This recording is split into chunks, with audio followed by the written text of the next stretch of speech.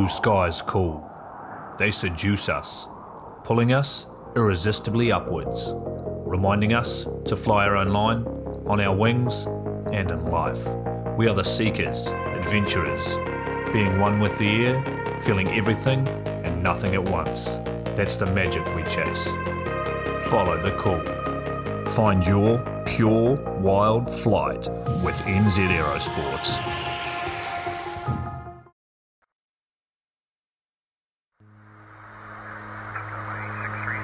Coming straight from the cockpit, it's another episode of Lunatic Fringe with the fucking pilot.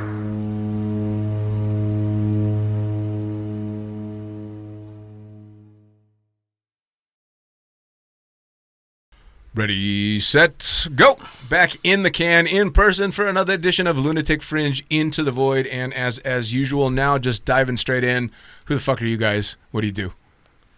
Hey, we're Matt and Nick. The Matt and Nick Show. Yeah, the Matt and Nick Show. Nice. Yeah. Leaning nice and close on that mic. Yeah, sorry, brother. That's all good.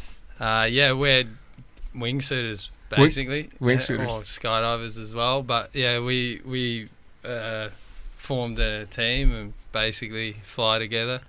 You guys don't just fly together. You guys do some pretty fucking epic shit, man. Yeah. It's pretty epic. So you got started in Oz? No, I actually started in Chicago, Skydive Chicago. Okay. Yeah, back in 2010. Way back in 2010. Yeah, Jesus Christ. Really Nick, how about you? I started back in South Africa in 2006. Okay, also an old timer now. Yeah, well, I don't know. You look around the drop zone these days and It's all kids. definitely not the youngest one anymore. It's fucking all kids. Is that weird when it starts to sink in that you're not the young buck? Yes. Your dreads are a lot longer than they used to be, and yeah, Definitely. it's weird, right? Yeah, well, I guess that happens. It does. Well, you're an old married man, Yeah, exactly. so Yeah. you've been married for how long? Shit, I should know this. Maybe 2 years. Oh, we better Yeah, edit that so the wife doesn't hear it. No, she won't get. Yeah, I think. Well, it's like 2 years official, and we actually got married twice. But Twice. Yeah, once for us and once for the family. Oh, cool. Yeah, so Nice. So how is married life with doing all the stuff that you're doing? Does she travel with you when you're going and doing all this epic shit you do? no, not currently. We're kind of transitioning a bit towards that, but at the moment, she came over for a week or two at a time and lives in the van and travels around. And What'd she think of that? She loved it, you know. For a week. She doesn't like the cold water so much. All right. Because we obviously have to wash in a river. Yeah. I don't have a shower yet, so. Fair enough. I mean, I can kind of see her point of view on that. Yeah. But, well, you guys been at this for quite a while together now. I mean, how many years have you been jumping together now? 5. 5 years. Because you guys 5 started years. jumping together, just after Team Azure? Yeah. Okay. Yeah, so pretty much, well, we kind of started just as I was finishing or doing the last season with them, and then I decided that competing wasn't really what I wanted to do anymore, and then, we got more into wingsuiting. What was it about competing? You were just kind of done with it, or was there something that pushed you away from it? Yeah, more the way that the judging was set up and... It is kind of competition. subjective, right? Yeah. Yeah. Well, but you guys went out on a high note, didn't you? I mean, you did really good because you didn't compete together as a team for that long, did you? No, it was only 3 years. Yeah. No, it was real good. It was awesome competing, and it taught me a lot, but yeah. Then wingsuiting and going in the mountains and hiking and stuff like that seemed more appealing, so... Oh, fair enough. Now that worked out with Matt. And did you both start wingsuiting around the same time? Yeah, pretty much. Yeah. Like, I was just doing a few wingsuit jumps before Matt, maybe. And then, I was there when you did your first wingsuit base jump. Yeah. Yeah. So I know that we've talked about this before on one of the previous podcasts that it helped out quite a lot in the type of wingsuit flying you're doing now, your free flying experience. Yeah. Because of the type of flying that you're doing now. And for you, it was the tunnel that helped you out. in the Yes. wingsuit as well. Because the way you guys fly your fucking wingsuits is like, it's like you don't even have the wingsuit on when you guys go vertical. I mean, you're just free flying. Yeah. It's crazy. Yeah, well, I think modern day suits, they transition through all angles without losing pressure, you know. So we're able to go through vertical up to almost head up, you know. Which But, is sick. I mean, you can't hold that, but yeah, and we can flare, and it just gives you a lot more time to have a good time. The flaring now is I've watched the progression in that. Now every video you see just a monster flare at the end of it all, Yeah. with what looks to be the softest fucking pillow openings every time. Exactly. It's got to be nice. Yeah, no, it's great. I mean, it kind of, we go slick, and, you know, you feel the openings for sure. It's like you're so used to nice, soft, like, beautiful flares and stuff, and yeah. Then you get back into normal skydive and get cracked. Exactly. Comparatively, anyway. Exactly. Yeah. So Longevity. both of you guys during the normal season, you're full-time working skydivers. Yeah, exactly. Checking drogues, shooting video, doing tandems AFF. and video. Yeah. Yeah, a little bit of AFF. Yeah. Yeah. Probably move just back to tandems and video now, but Fair it enough. it was interesting getting into a bit of AFF. Well, yeah, so it's been a while, yeah? Or did you get your rating? We just got it. Oh, tell me. Come on. So all the shit that you guys pull and all the gnarly stuff that you've done, how was AFF for you guys?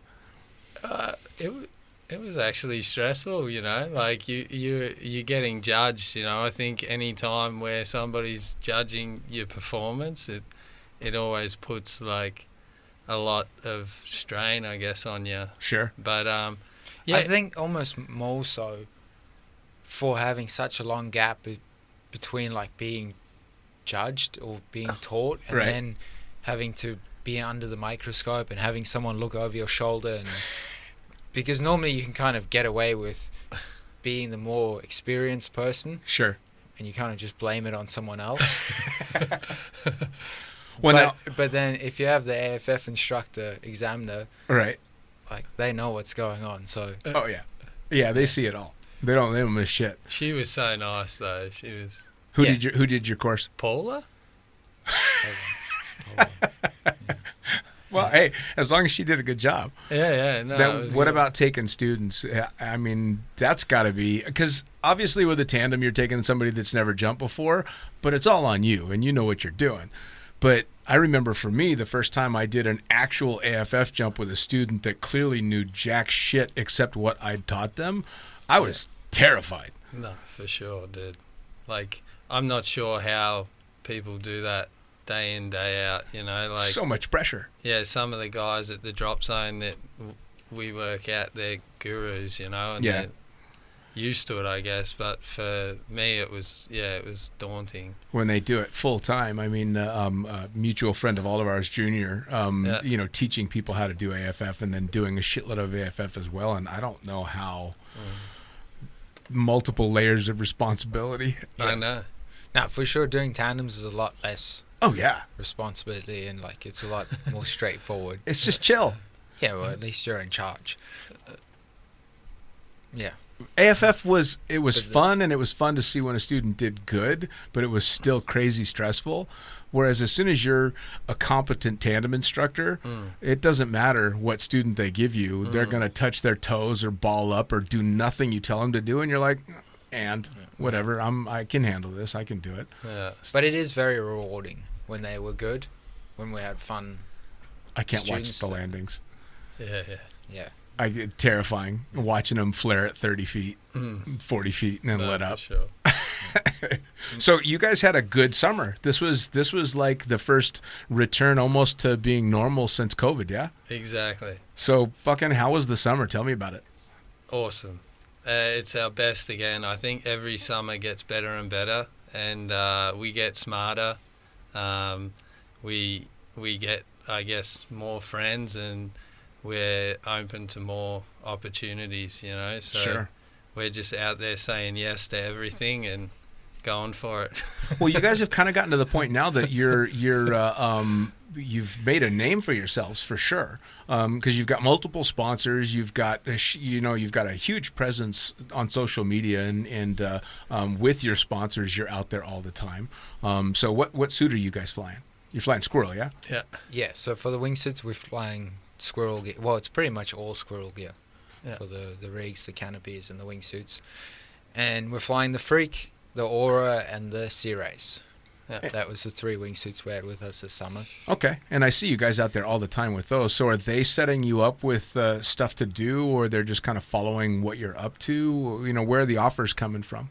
Yeah, no, I think it's all our ambition. Obviously we have the suits, and then we just we do a variety of things now. So we still train speed and flaring and stuff, and then we do a lot of free fly base, and then we also are passionate now towards the more Alpine stuff, and that's sort of new, and it was super exciting this year learning, it was our first time in crampons with ice axes and stuff like that. So no shit. Yeah. So where were you doing that? Yeah, so the first little experience that we had of like proper snow and crampons was in Spain, because we started off the season in Spain, and then with this crazy guy called Alex Villa. Okay, why is he crazy? He's the nicest, friendliest guy. He's the best, one of the nicest people I've ever met in the sport. All right. But he's nuts. So when you say nuts, how do you mean nuts? Well, it's probably down to the 6 mango locos he drinks every day. Like those tall monster energy drinks. And he's Really? just, yeah, like I think Matt has a lot of energy, but Alex has way more energy, and he's just like down to do everything. He was showing us jumps, taking us places, and just always full power. Nice. Um, And so he was the Alpine guide, so to speak. Yeah. So he started off with he was like, yeah, we can go up this mountain, but it's still icy and there's snow, so we're going to need crampons and an ice axe. And I can give you the ice axe, but we should get some crampons and some boots. And then, yeah, we'll go do that tomorrow morning. And we're like, yes. yeah, Nice. well, sounds good. And then the next day we were standing there on this hill that was like 40 or like 80 degrees or whatever with crampons and an ice axe. And we're like, yeah. No idea. You've never done anything like this before. To like, yeah, free flying. So, all right. So you're doing this to get to an exit point. Yes. What the fuck do you do with the ice axe? So you fly down with it. So we'd spoken to friends, and it's now like it's getting quite popular, or maybe we're getting to hang out with guys that do that a lot, you know? And so like for me, it's always been a passion. I love watching like big mountain climbing and stuff, and I've always I don't know, it's a dream of mine. Sure. And so like for me it was simple. I've seen that like a lot of our friends are into it and stuff, and so it was a natural progression. And and so we have the ice axe and the rope and stuff, and you just kind of stuff it everywhere you can and then jump off. So the ice axe pretty much hangs off of the neck like a little necklace, like a huge medallion. All right, one that can rip through your chest on a fucked up landing. Yeah, I guess. Okay, just checking. But yeah, it's got a cover on the actual like sharp pointy bit. Well, that's good. And then we have these cool crampons that fold up pretty small, and they go in the nutsack of the wingsuit, and all the other stuff, the jackets and the extra food and everything else that you have to bring kind of fits somewhere in the wingsuit, and then you jump down with it. So I did an interview maybe 6 or 8 months ago with Mo Valeto. And if you don't know who Mo Valeto is, he was a fucking superstar all the way through his entire skydiving career. Just a badass that started way back when, designed his own wingsuits, designed his own gear, all this stuff. He did some of the stunts for the movie Drop Zone. The guy is OG.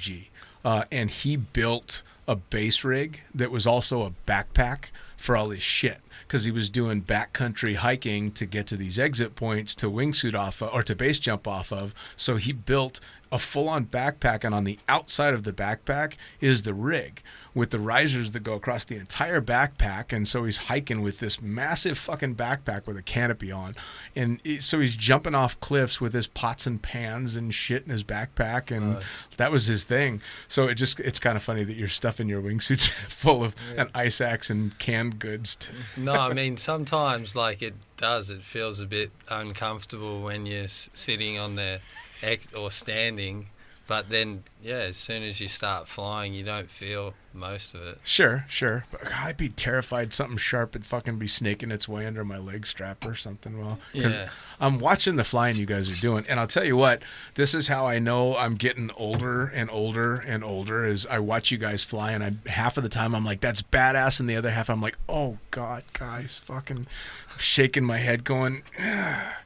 Because we're friends now. We've been working together for a long, long fucking time, and I watch this going, oh man, come on, that shit's scary. Yeah. Wow. No, but all of the things that we put in the wingsuit, the one thing that the guy almost had a problem with was the boots. Oh, yeah.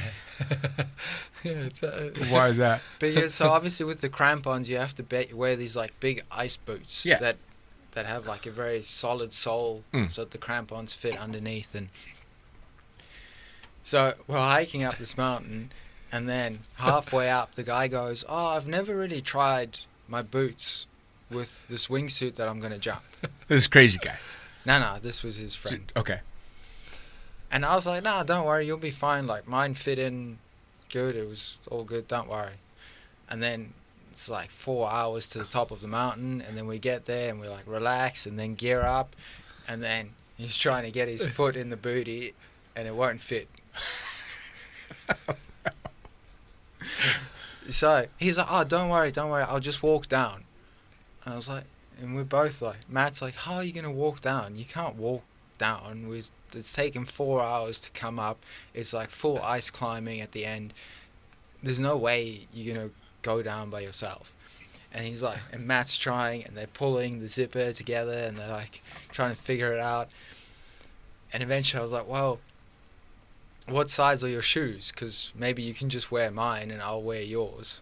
Because initially I was like, well, maybe I'll just go barefoot and I'll just give him my shoes. Right. And then I'll somehow put it, like, I'll give Matt one boot and I'll take one boot, and we'll just jump down. Because now we just need everyone to get off the mountain. All right. Because walking down was not an option. Yeah.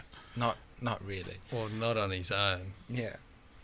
Fucking hell. And so he puts my shoes on, and then I try his boots, and they fit in my booties, and then we could jump. Yeah, but he was so funny. He looked like a lost puppy almost, like looking down, and he can't fit the boots on, and he's like, "It's not gonna work," you know. And I'm like, it was so funny. So I assume you tried your boots on with your wingsuit before. Yeah, you climbed 4 hours up a fucking mountain. I did. That's. Sure. I mean, that would be the wise thing. Yeah.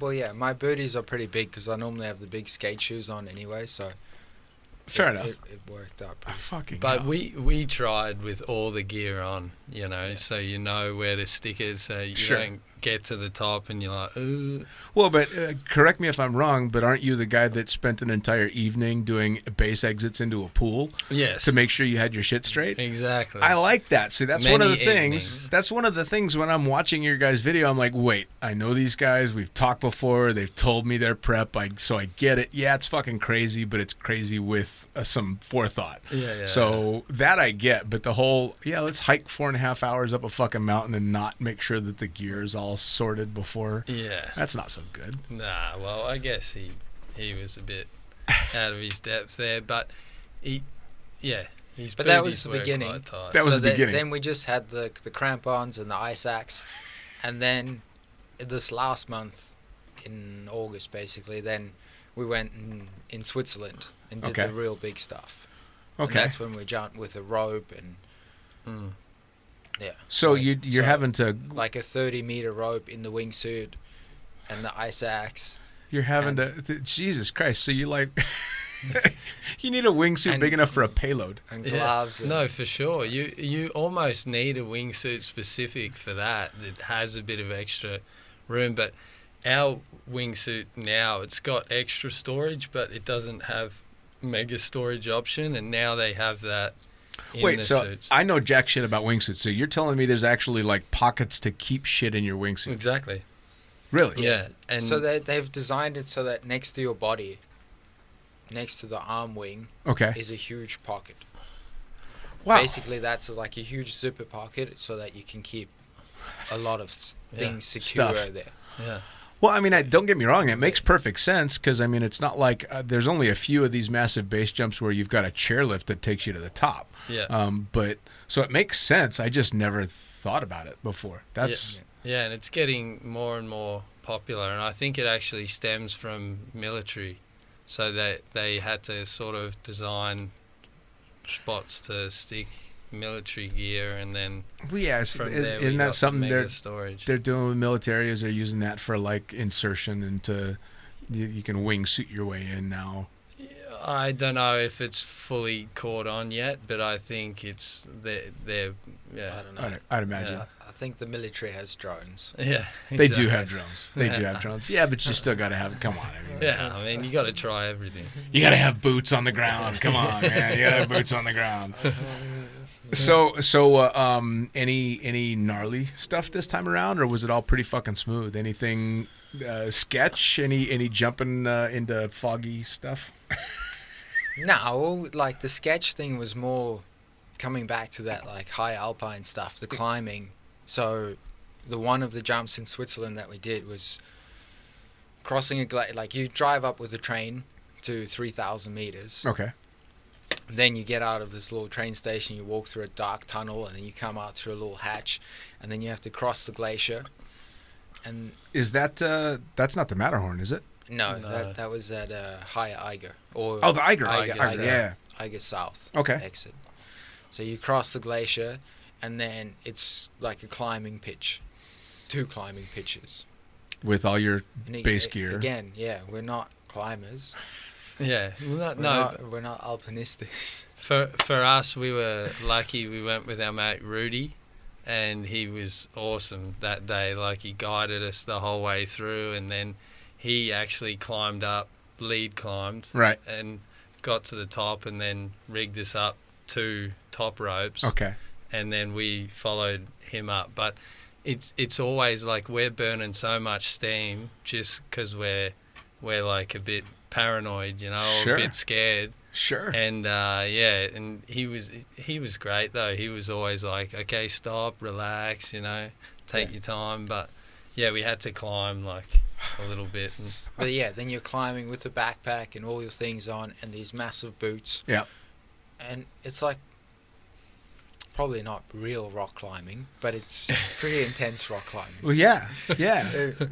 for 2 city boys. Well, come on. For I mean, us, like there was one point on that climb where I was like, even though I'm attached to the rope, it's like if I fall and I swing out, like I don't know what's gonna happen. sure. Sure. Here. So I'd never be able to wrap my head around that overwhelming sense of pending irony if I fucking fell to my death with a base rig on my back, but it wasn't actually on Yeah. because I tumbled down the mountain because I fucked up the climb. That's the shit. That's why I could never do what you guys do, because that's what would be going through my head instead of just digging what was going on. I'd be like, this is where this shit's gonna happen. This is my obituary is gonna be he fucking tumbled to his death with a base rig before he made it to the exit point. Yeah, no, totally.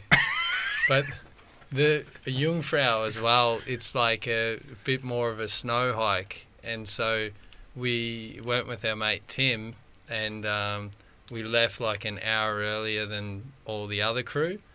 And Tim, it was his first time going up there as well, so we were kind of finding the way, but it's well walked through or walked out. But we end up getting to the summit, and then we were like, oh yeah, we got to go down here. And that section was like an hour, and it was like full, like cold wind. Our hands are frozen, and we're like ice climbing down this slope while he's like in the snow body belaying us. Right. And for us it was like all new, and it was like terrifying. I thought. So what happens if you do all of that and you get to the exit point and it's no bueno? Well, in which way? In any way, you get up and the conditions have turned on you and the cold winds are now... That's why we have Matt. Matt's checking the weather. Yeah. Matt's checking the weather throughout the summer, every day, all day. But you, obviously on those kind of jumps, you have to pick a day that's going to be Sure. in your favor. real good. There's like periods where 3 or 4 days in a row, normally the wind's pretty good and it's sunny, there's no clouds forecast, there's no storm, and then it's a day to do that. Yeah, because conditions are everything in that stuff. Yeah, and that's why, like, from early on, I noticed that it's like the weather can make or break your day, you know, and the more we go and the more we experience, the more we understand it better and better and better. And like for me, I'm constantly on like 3 or 4 different weather forecasts, like checking it against, because a lot of the times it's not what it says, but it's how you interpret what it says. And now we start to understand a bit more about, you know, when it's going to be good. And well, I mean, at the end of the day, the weather reports, it's still best guess. I mean, it's pretty fucking accurate guess, but it is best guess, because all of us have seen days that were forecast to be one thing and turned out to be completely different. So exactly. you've really got a part of it is just kind of gut. Exactly. Man. But if it's forecast to rain at 1 o'clock, then you're not going to do that jump and try and get it in at 12 o'clock. Sure. Well, some people might. Yeah. Nah, you can try and go for like full sunshine, and then... And that one's hard too, because you take the gondola up, so the gondola stops at like 5 or 6.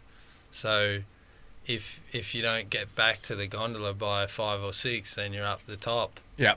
And they have mountain huts and stuff that you can kind of go to, like emergency shelters and stuff, but it's still gonna make for a long few days. Sure. Well, I saw a video, I guess it was last year, of the crew from Team One Call doing a night in the snow flair base jump down the side of a fucking mountain. And it was the coolest thing ever, because it looked like, you know the old Star Wars movie when they jump into light speed? Yeah. That's what it fucking looked like. And it was the baddest thing ever. And again, that same voice in me, part of it thinks that's the most incredible thing in the world, and the other part is just puckered up so tight I can't see straight, because they're just flying through this snow and you're getting this weird vertigo kind of shit. Yeah. And then it dawns on you, this fucking guy's flying. No. But it's funny you should mention that, because we actually did a night jump this year. No, because we like spoke to Espen as well about that flare jump, and we did a few here in in the mountains, and we were training a bit and stuff. And then this year, like, because I watched the red glow off the rock as well, so I thought of the place where you see the most rock, you know, and I was like, it's gonna be the best place for us to do this, because there's rock everywhere. Right. So straight away I was like, hey dude, we should do it here, you know. Right. And so this year I worked so hard to get the flares, it was impossible. Like, I was asking mates, la-di-da, and I could get the flares, but they were down by the water, and we were always like 10, 12 hours away. Right. And then towards the end, our friend was like, oh, I've actually got 2 flares. So I was like, okay, sweet. Let's go, Nick. Last full moon, we'll go use the flares. So we drove to the spot and did the jump. And in hindsight, it was probably a bit more than we should, you know, the jump. And I wouldn't do it again. But it turned out sort of exactly how we thought. Yeah. But yeah, it was an intense jump for sure. Oh, it would have to be.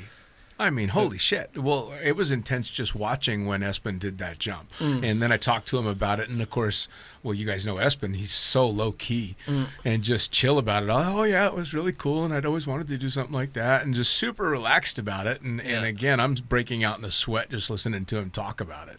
Yeah. So, of course, you guys have done that. Yeah. Of course you have. Yeah. Well, yeah.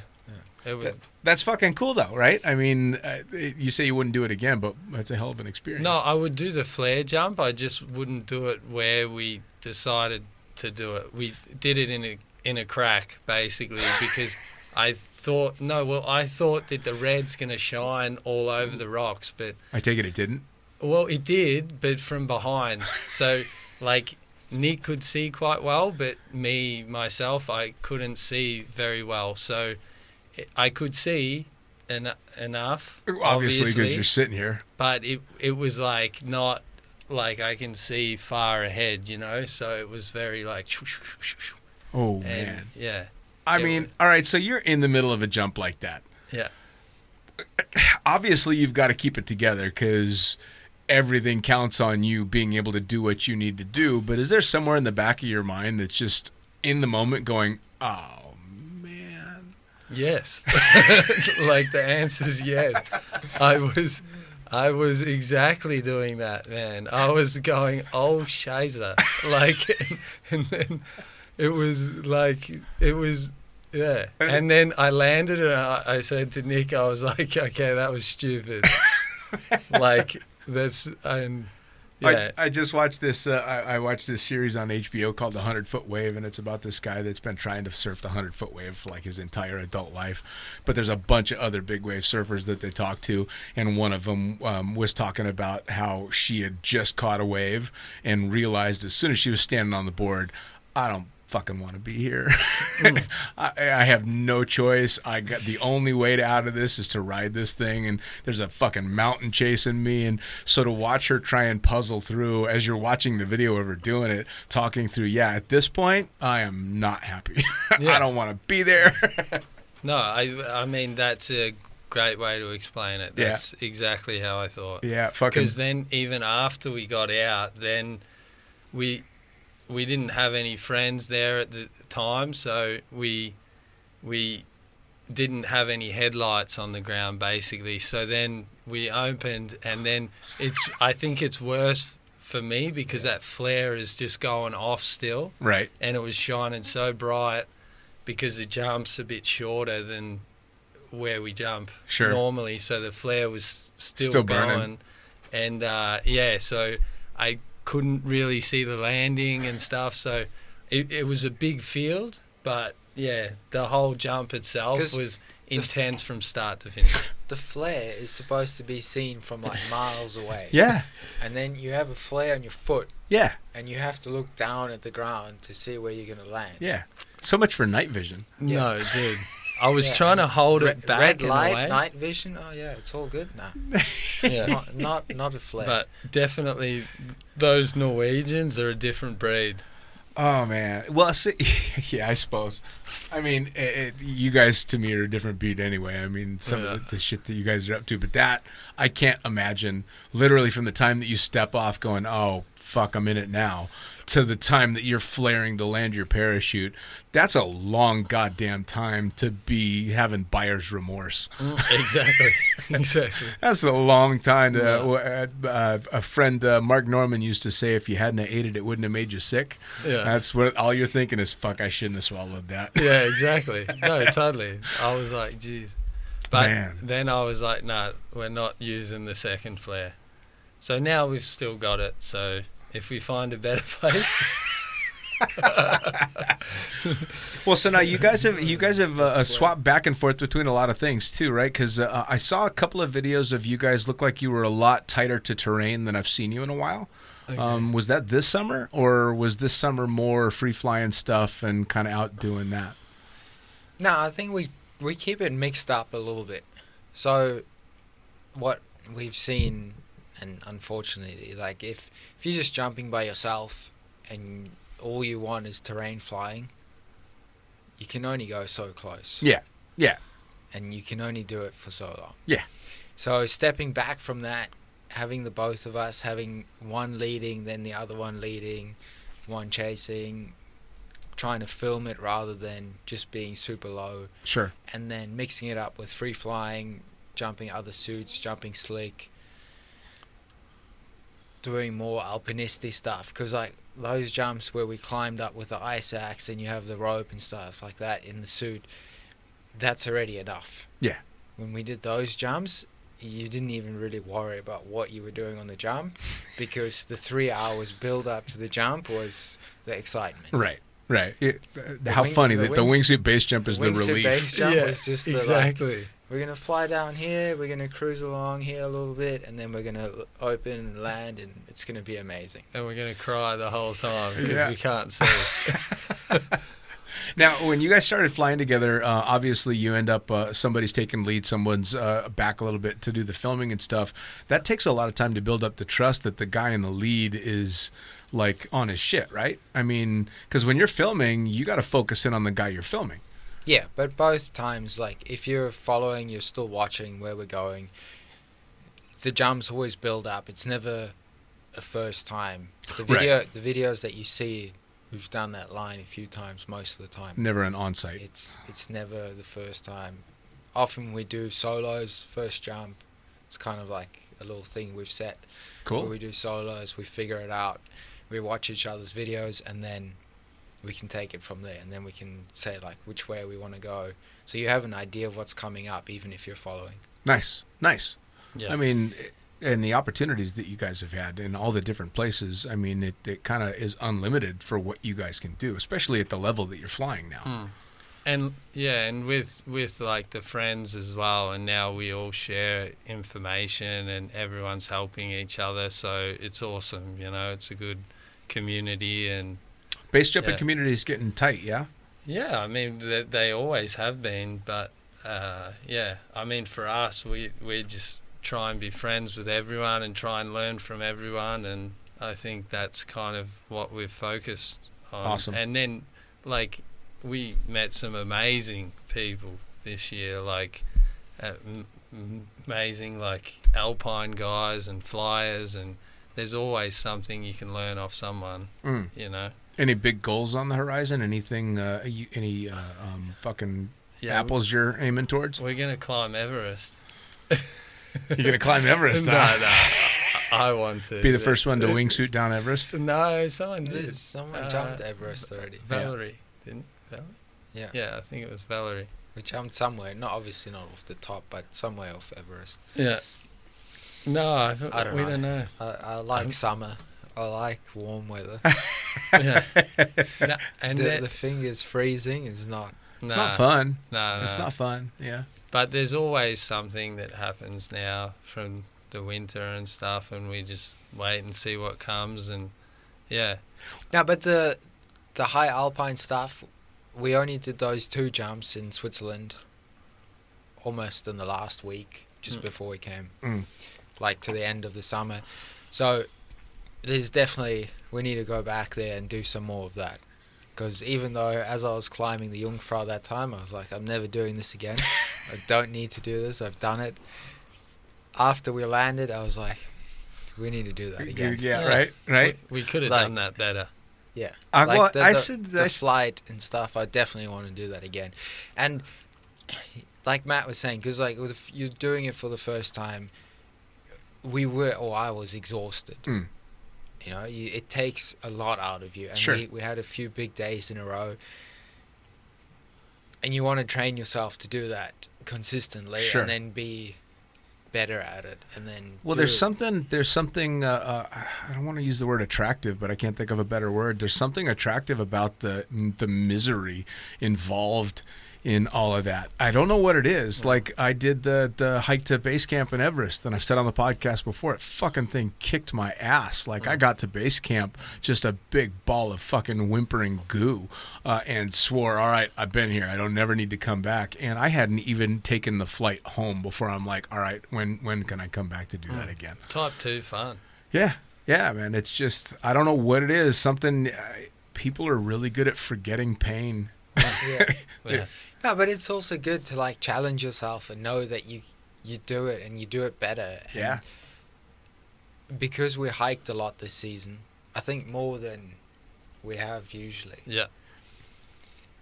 That by the end of it, we were doing hikes that before we had done in 3 hours and 3.5 hours or something, and I remember those hikes being like very tough. Yeah. And then we did it in 2 hours and 20 minutes. Fitness goes through the roof, doesn't it? Mm.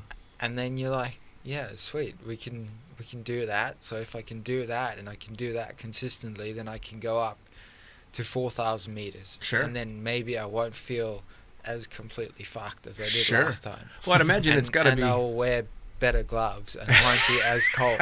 Yeah. That was and I will know that I need to bring an extra top. All right. Well, Another extra top. it's It's not gotta like I be- went there with no extra top, but another one. Right. And things like that. And then you know it's going to be better next time. For sure. Well, and I'd imagine, too, when you're doing that kind of stuff, it's awful tough to be a chubby Alpine base jumper. Yeah.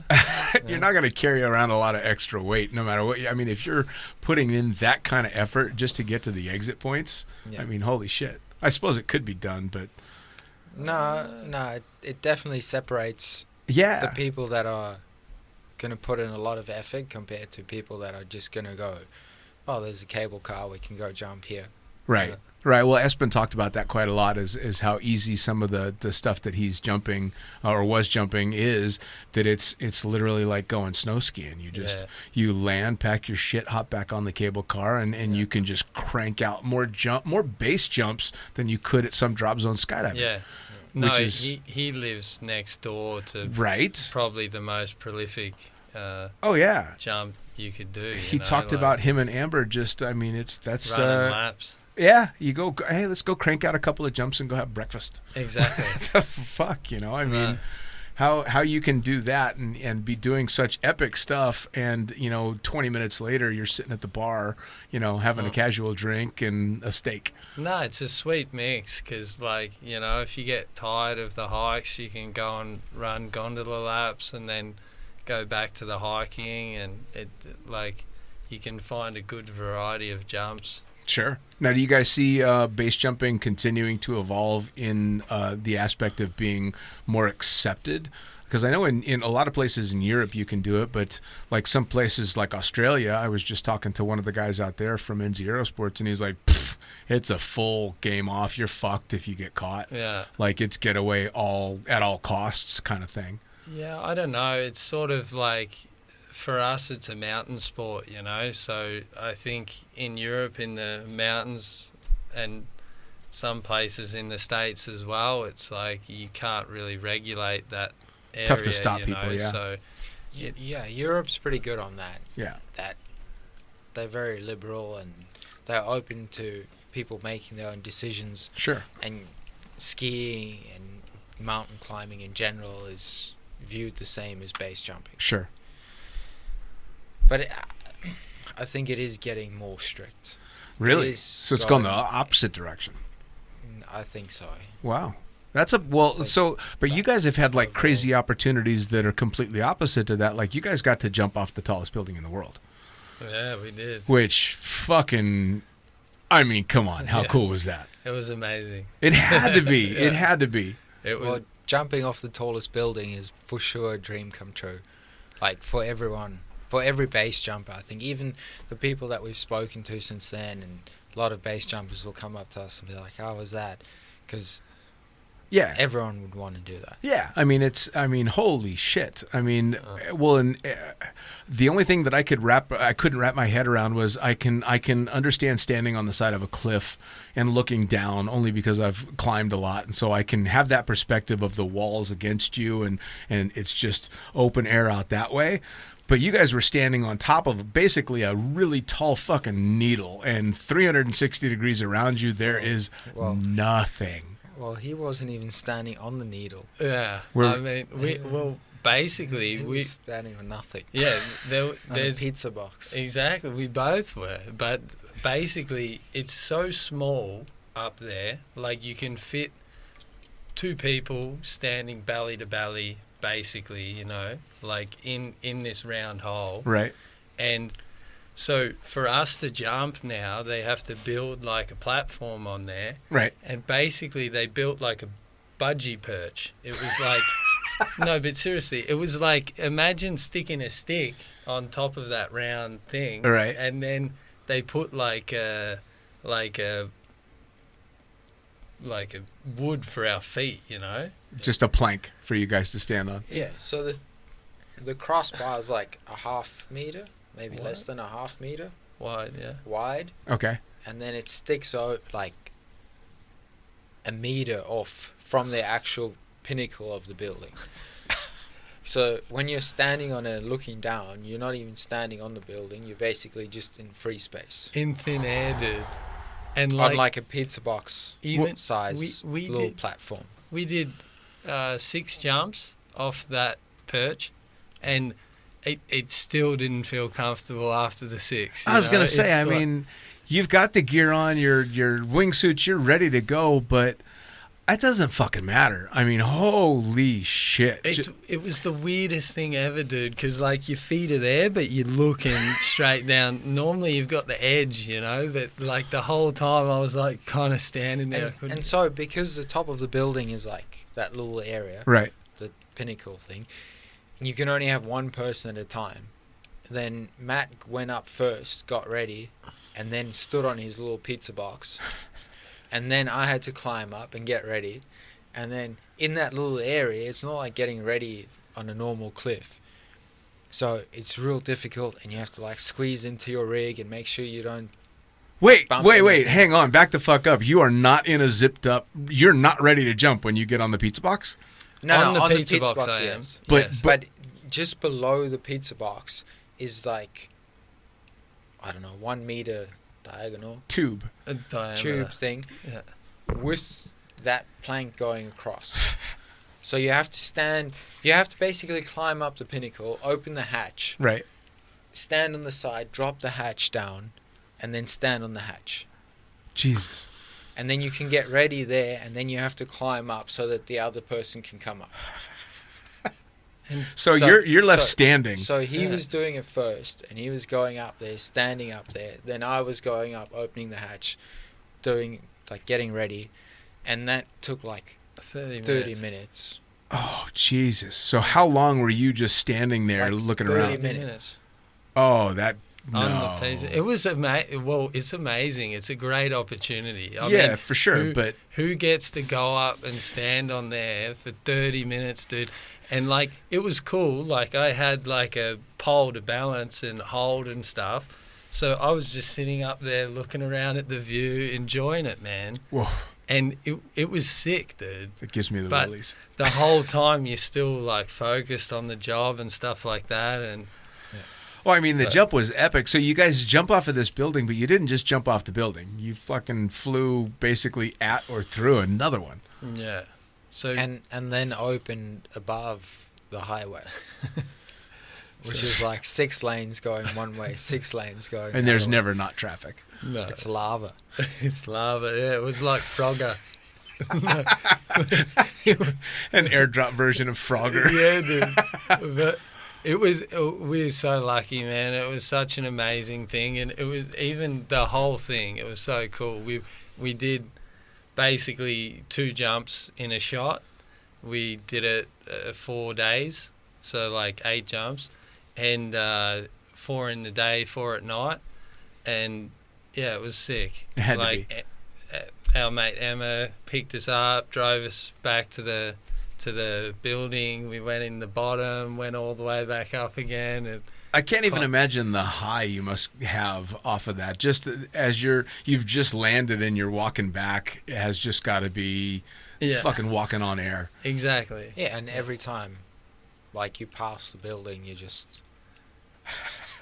You look, and Yeah. it's awesome now because now you drive down the road and you're like boom, boom, boom, boom, and you look at all these different Has to things be. that you've done. And It has to it's be. like, Yeah. Well, and you look around and you have a perspective that's unique, pretty much to every other fucking human being in not just that city, but in pretty much every city. You've Yeah. seen, that stood on the top of the tallest fucking building in the world and then just hucked off of it. yeah, and pretty much Yeah, the but- guys we grew up like idolizing.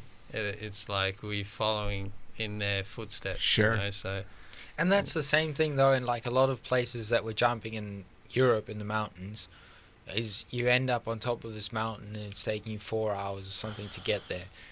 And you're like, there's not that many people that have been here. No. And I would never have been here if it wasn't for jumping. Wow. I wouldn't, like, I take my hat off to the people that go up there and then hike back down. Right. Because hiking back down sucks. Like, Yeah, you guys get the easy route down. yeah. Yeah. Oh, wow. So the people that just go there and they're like, yeah, sweet, we go to the top and then get a quick picture and then they turn around and go back down. Right. That's Pretty brutal. That's pretty impressive. Pretty brutal, yeah. yeah, we're so privileged, man. It's like we get all that bang and then the jump afterwards, you know. Yeah, for sure. And we get down halfway through the day, and then we can relax at a lake and sunbake, and Yeah. it's the best, man. And like those high alpine ones, and you see all the views, you do all the cool stuff without the agony of going down with your knees getting all buckled. Yeah. Oh, yeah. Well, that was the worst part of coming down from my Everest trek, was every fucking step down was just, yeah, brutal. Well, and that's what they say about when you climb Everest, for when you guys climb Everest, that the top is only halfway. Yeah. Exactly. So seriously, is that something you really want to do, or is it just talk? I have for years, man. Yeah. Really? Because I fell in love with the lore of that mountain way back in 96, 97 actually, when they wrote the book Into Thin Air. Yeah. And that's why I had to go hike it and see it. And I fell in love with that and was supposed to go. This is the second time around I was supposed to go and then go with Skydive Everest and do the jump. Yeah. But COVID fucked that up again. Yeah. But I decided as soon as I hit base camp, when I was fucking dead, and looking up at the mountain going, this is where it fucking starts. Yeah. This is the beginning of the climb. That's when I went. I felt amazing because I'm like, I'm fucked right now, and I know for the first time since 1997 that I don't want to fucking climb that thing. Oh, really? Oh, yeah. Okay. As soon as I got there, I'm like, nope, I'm good. Yeah. It's woof. Yeah. So are you going to, like, seriously, is that something you're going to pursue? Yeah. Really? Oh, well, let's see. Fucking hell. These things tend to have a way of, like, falling into place at Sure. some point. So Sure. I'm waiting for it to come. Well, you know, the cool thing it'll about something come. like that is you have a dream or a goal like that doesn't even necessarily have to come true. It's that drive to do it, and then either you push through and you do it, or you make the decision like I did that was an amazing dream that I'm okay never achieving. Right. And it's still this amazing dream, right? Yeah. I mean, I'll dream about being able to do that forever, and I'll follow all this shit that happens on Everest till the day I die, having never tried to fucking climb that thing. For me, it tends to be like these long-term things where, like, I see it like from years before, and I don't necessarily focus all my energy at it, but somehow, some way, like, Sure. it starts edging towards that, and then I see it when it's closer, and Yeah. then I go for it. The furthest I got with that was actually contacting an Alpine training group that does pre-climbs to work your way up to Everest. Yeah. And you start out on this mountain and then go to this one and that one and the other thing. And I started doing the math, and I'm like, all right, fuck, I'm going to have to get a lot richer I know, yeah. to be able to do this. And even being able to make an attempt on Everest would be like 3 years know. of hard training away. And I went, that's good. No, I don't want to try and be the oldest guy ever to climb Everest. Like, I'm good with that. Well, let's see. There's always a way, but Yeah. I'm stoked if it doesn't happen as well. But it's definitely always been a goal, and that's why, like, when we first put the crampons on, like, I was like, I've seen it in so many mountaineering movies. I was just like, and it's like I almost knew how to, like, stick your feet on the way up. Sure. Just from watching it. Sure. Well, that's part of it, though, right, too, is if you're into, especially extreme sports, but anything in particular, and you pay close attention to it, and you've got any body awareness, you're trying as hard as you can to imitate what you saw. Yeah. And so you're kind of, I don't want to say a little bit ahead of the game, but you've at least got, you're not, your head's not completely up your ass. Yeah. Well, you're not clueless. Like, you've watched it and you're like, okay, yeah, I get why they did that. Yeah. Yeah, well, And that's then- you watch the movie Everest in the one scene where they're trying to teach one group how to put their crampons on in base camp. Yeah. And you're like, oh, that guy's the disposable character in this movie. He's clearly gonna fucking die. Yeah, exactly. Fucking hell. Yeah. I mean, it sounds like a pretty epic year for you guys. Yeah, always is. Yeah, it's been a real good. And we try and do it every summer better, you know? Like, that's pretty much like a goal that I've had since I was 20. Is like every summer is the best summer ever. Last year was a bit of a hold on that. It was a Yeah. mulligan. The traveling wasn't Exactly. so easy. Yeah. But yeah, in terms of like what we did, wingsuiting and where we went, That it's doesn't suck. Well, and then you get people like me who get to live vicariously through the stuff you're doing, because I don't want to do what you do, but I love the excitement of thinking about it, and oh, that would be amazing. And there's something about knowing that if I trained and I had access to guys like you, I could learn to do some of the stuff you do if I wanted to, and just knowing that you kind of have that option is enough for me to go, okay, I'm good. Yeah, and I think, like, watching people now, it's becoming, I don't want to say easier, but it's like people are smarter with it now, you know? It's like now the progression is there. It's like you can go and get it. Well, if it seems that's to what you be. want, you know? It seems to be like base jumping is going the same direction that canopy piloting did back when the high performance stuff first started coming out, and stilettos and bat wings and all that, and people were hooking themselves in left, right, and center, and then people started going, oh wait, we should probably teach people how to fly their parachutes before they're doing this kind of stuff. And now you've got all these amazing canopy courses, and it's not that people aren't still hooking themselves in, but it's that people have access to dramatically more thorough training than they ever did before. And it's got to be the same with you guys, but it's more of a community thing, Yeah. you know? I mean, although I know that there's base courses out there. Yeah, and like everyone's smarter now. Like now it's all numbers, like fly sights, like lasers. Everyone's starting to get more switched on with Sure. conditions and time of day to jump, and it's like there's really no bad exit. There's just bad conditions. You Sure, know? sure. I mean, when you get to a certain level, it's like, you know, it's a conditions-based sport, and it's like if you don't put yourself in the corner, then, I mean, there's always a way to make a good jump. Well, and you kind of learn from experience too, right? Because, I mean, you guys have told me about a couple of jumps where you weren't exactly in the corner, but you were definitely heading that direction. No, and yeah. and ended up kind of pulling it out, and you land from those going, oof, okay, lesson learned. Exactly. Yeah, but I think we're so far along that, like you said, with the canopy piloting, there's no excuses for young people or young in the sport to go and do it in a silly way. Yeah. There are courses, there are people that you can approach, you can ask, and you can look back on everyone else's experience and their progression, Sure. and then Well, you don't have to make all of those mistakes. Well, and we finally kind of gotten to a point where, because all that training is out there, if you are the guy making the idiot choices, you're looked down upon. You know, there used to be a time when that was just the ballsy guy. He's out going for it. And now it's, oh, this fucking moron again. Totally, because if you see on the base fatality list now someone with 150 jumps, Yeah. you're like, well, Yeah. we could have probably avoided that one. Yeah. Is the list shrinking, or is it It getting is, bigger? yeah. Is it? That, like, I think this year congratulations, was I pretty think. good. Yeah. Like for like a breakout sort of, now everyone can go after Corona and stuff like that. To me, it seemed like it was. I kind of thought there was going to be a spike because of exactly that. People are a year down, you know, and uncurrent and. But yeah, I think all in all, I think it's people are getting I think- smarter, man. There's always going to be a Of course. few outliers, you Of know, course. and like even for me now, it's like you try not to get over zealous with the advice, you know, because a lot of the times people won't listen, you know. Sure. Well, unsolicited advice is rarely ever taken. Yeah. If somebody comes over to tell you what you're doing wrong, fuck off. Yeah. But it's learning to be smart enough, and especially with guys like you that are clearly going out of your way.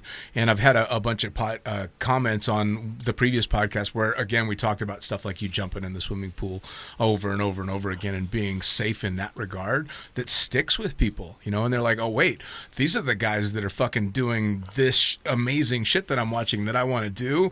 And this guy spent a whole night jumping in the swimming pool doing belly flops because he wanted to make sure he had the fucking exit down. That's badass, and so that's kind of all right, that's the guy I want to ask advice from, you know.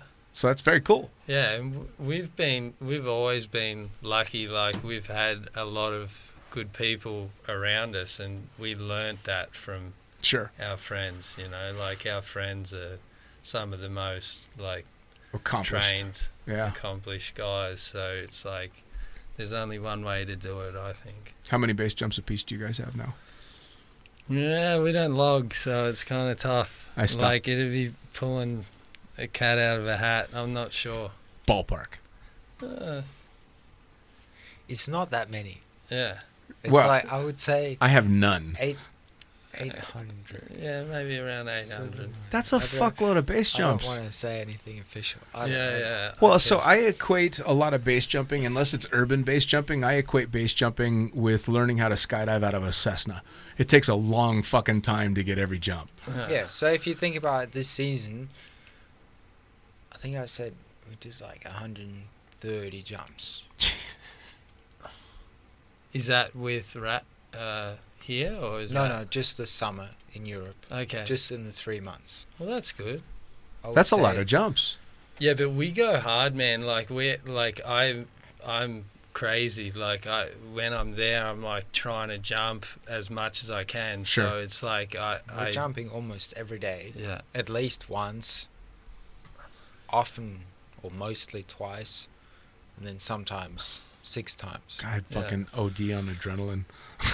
Yeah, well, it doesn't. Yeah, it's not even like now. It's like the whole experience. I just want to explore everywhere, you know. And it's like we're hiking up cool places, and then the next corner you're like, whoa, this is so sick. And then the next corner you're like, whoa.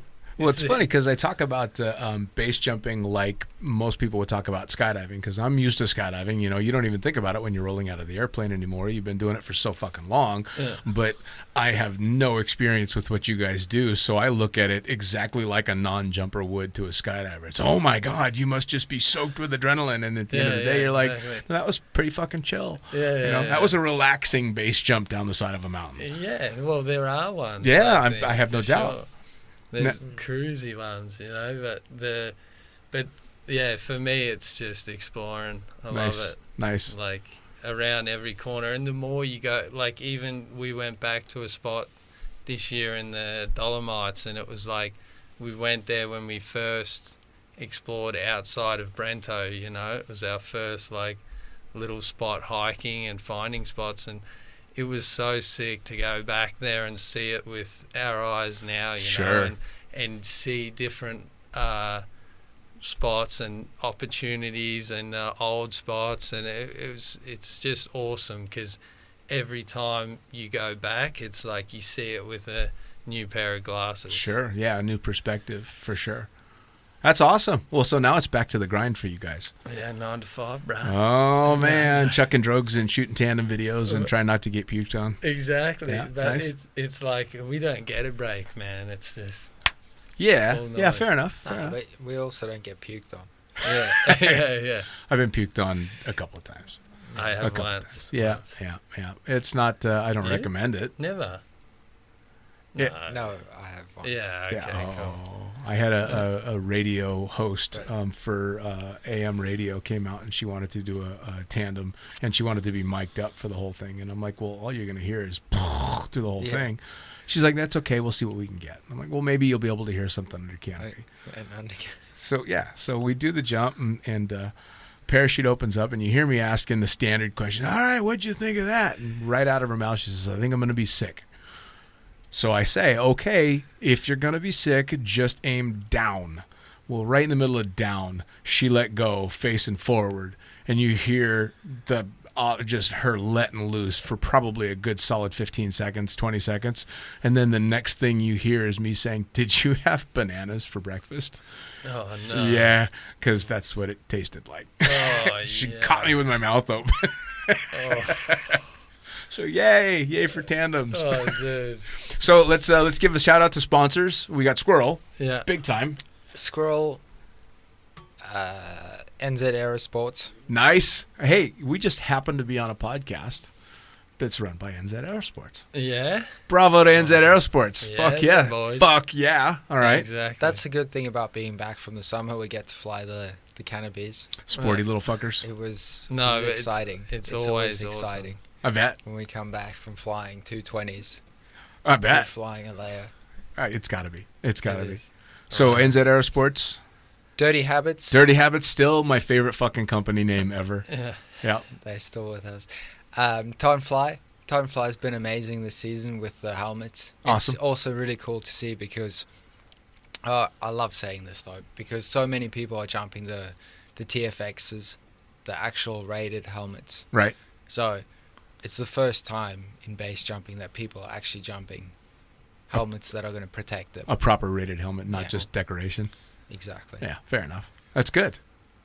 Well, fucking hell. I mean, it sounds like you had a hell of a season. What?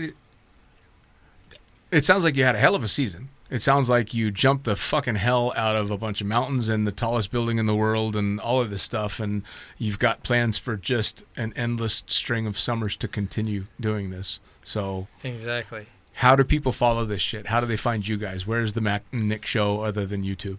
On Instagram, Yeah. and then you can find us on Instagram individually. And what are so is it the Matt and Nick show? Yeah. Instagram? The Matt and Nick Show on Instagram, Awesome. and then Nicholas and Matt Yeah. Munting and Nicholas Scalabrino On Instagram. All right. Speaking and of, YouTube. does the wife have a problem with the fact that you have a non-sexual life mate with you? No. Is No. there Nah, jealousy but, involved? But we did real good this summer because we had separate vans, Yeah. so we had our own space. Really? Yeah. Yeah. we're So it moving wasn't the whole full-on life mate thing No. this year. No, Awesome. No, I bought a brand new big van, and I'm really frothing because I'm gonna build it up so the missus can come along and have a hot shower. Awesome. Yeah, that way you can guys share a little bit. Yeah. I always wondered about that because, I mean, as soon as the summer hits, you guys are gone and it's you two. And I always wondered what the wife would think. Oh, No. fuck. I don't have a husband for the next 4 months, 5 months. Yeah. He's just gone. Nah, she's super chill, always. Awesome. Legend. Awesome. Guys, thanks again for coming in the studio, sitting down before you go out and work a long, hard season. But I'm glad you had a badass summer. Yeah, Thank but you. fingers crossed we might do some cool stuff this season too. I want to hear about it. We'll get you back Let's in. see. I want to hear about this shit. And as soon as you book Everest, I'll at least hike to base camp and, Yeah. and wave at you Okay. as you go through the icefall. It could be a few years. All right. All right. you might be 70. I might be. I might be. All right. Exactly. So the Matt and Nick show on Instagram. We'll see you guys. Yeah. Thanks, bro. Peace. You beauty. All right, that's it. Another episode of Lunatic Fringe Into the Void in the Can, brought to you, as always, by Fuck Yeah, NZ Aerosports. Brought to you by Summit Parachute Systems, Jarrett Martin and the family, building badass pilot rigs and giving kick-ass rigging courses. So check them out at summitparachutesystems.com, by pussfoot.com, the Extreme Sports Collective. You just listen to this crazy fucker now, Mr. Casserly, pussfoot.com. And by me, the fucking pilot, as always, thefuckingpilot.net or theprincesspilot.com gets you all the links to every podcast, and there's a bunch, and then both the books. We'll see you next time.